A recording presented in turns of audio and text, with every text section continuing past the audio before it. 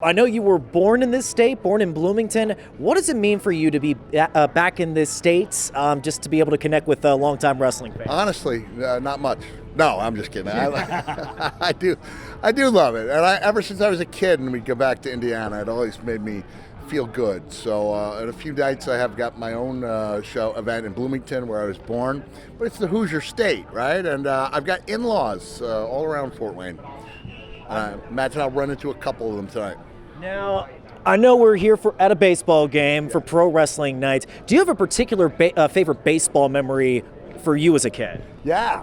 I pitched a one-hitter and propelled our team to the pennant, and then we won the next game when I was catching. But I love playing it, and I think when I was a kid, my dad used to take me to the old Yankee Stadium, and I got Thurman Munson's autograph along with Mrs. Babe Ruth. Like there were a lot of good autographs back in the day, and I love going there. I love going to the game. I don't know if you guys know this, but I wrote a baseball novel published in 2005, and here's the thing, it doesn't matter that not too many people read it. Those in baseball who did read it went, you did your homework. And I was like, well, you have to, because baseball fans, I think, are the most discerning, because it's the most, I think, statistically driven. So I think you have to be on your game. And I did about 6 months of research, and I would fall asleep to like the 1969 World Series. I just immersed myself in that world, and I was really aware of what a role baseball played in our heritage. Have you been to Parkview Field before? And if not, what are your first impressions of it?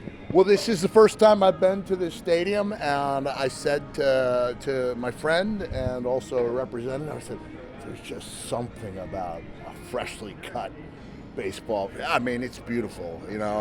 I grew up in the days when half the teams had AstroTurf, and it just looked strange. Like, let's just agree to keep this one sport.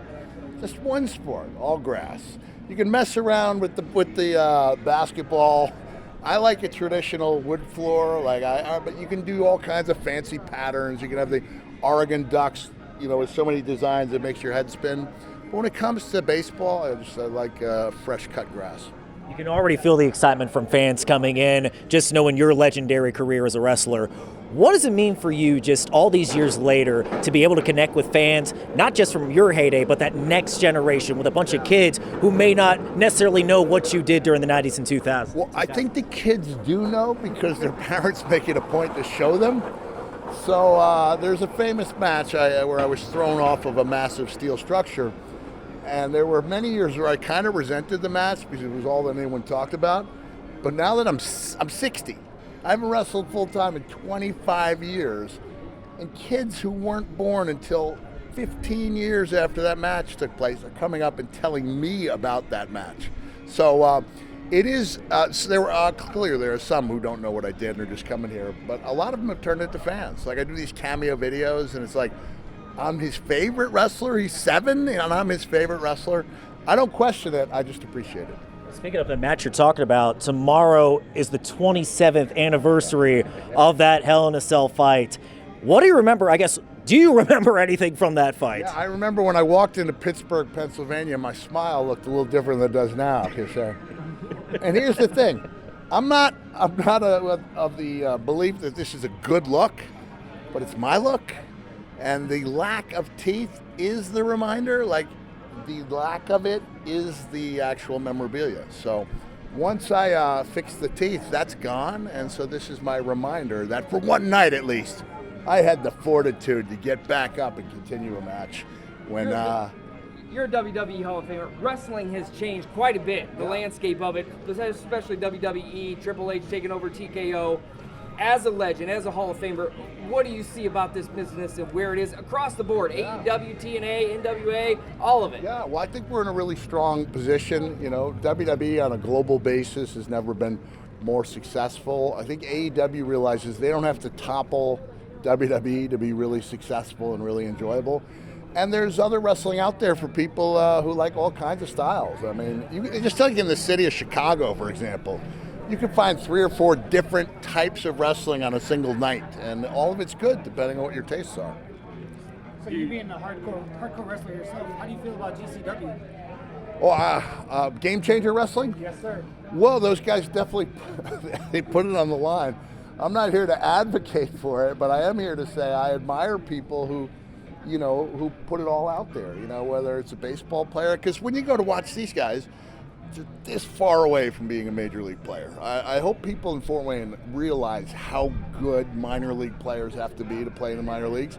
And it's just a matter of finding that connection, that will get there. Well, it's different. Wrestling, it's a connection.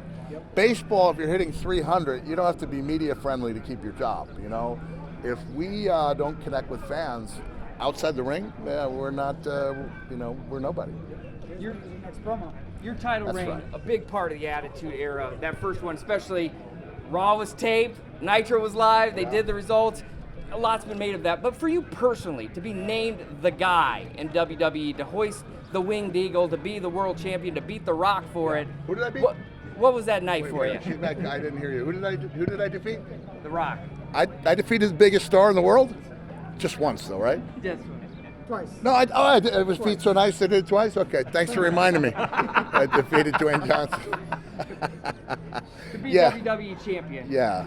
The top of the food chain, the biggest guy in the company. Yeah. That time, that era, Attitude Era, what was that like for you to be given the ball? A New York guy, too. Yeah. Well, it was amazing. I was in Boston last night. I had to drive. I had to drive through the night, Boston to Indiana, because my flights got canceled. So other guys would go, "Hey, can't do it. Hey, flight was canceled." And I was like, "No, I need this." They didn't even have rental cars available. I was like, "You don't understand.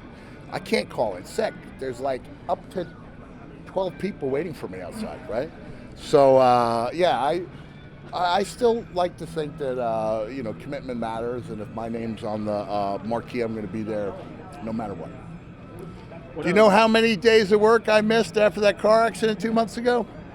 0. And that was pretty devastating, right? You can Google Mick Foley and auto accident. You'd be like, how is that guy even walking?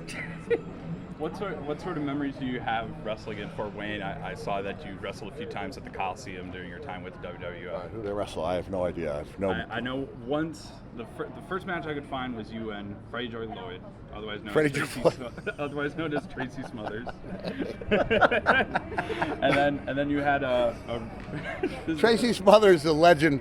Freddie Joe Floyd, not so much. Put it this way: Tracy came in and said, "Brother, when I heard those banjos playing, I knew it was all over for me." So, in terms of an event like this, to meet with wrestling fans outside of the context of a wrestling event or a wrestling convention, things like that, what does it mean for you? They list you as a WWE ambassador to bring wrestling to things that you wouldn't necessarily associate wrestling with. What does that role mean to you? I'm not officially a WWE ambassador, but you don't need a title to serve as one, right? Like when I go around, I am a good representative of wrestling and WWE, wrestling in general. I really like it. I just want to tell you, I do have a favorite Fort Wayne story, okay? Because like I said, I have in-laws. And I got this story. My brother said his brother-in-law said that he coached Dick Butkus's granddaughter in soccer. And he knew that I had this poster over my bed since I was a child. So I send the thing off to Fort Wayne, and I don't hear a word about it for the next 3 years. And now I go to southern Indiana where Dick Butkus is doing, northern Indiana, because it's right near Chicago. Dick Butkus and I are doing a groundbreaking ceremony for a hospital. I said, "Excuse me, Mr. Butkus, this probably sounds crazy, but my brother-in-law has a poster." And he goes, "Wait, my brother-in-law?" I didn't even say poster. He goes, "Are you the guy with the poster?" I said, "Yeah." He goes, "I think I've got it in my car."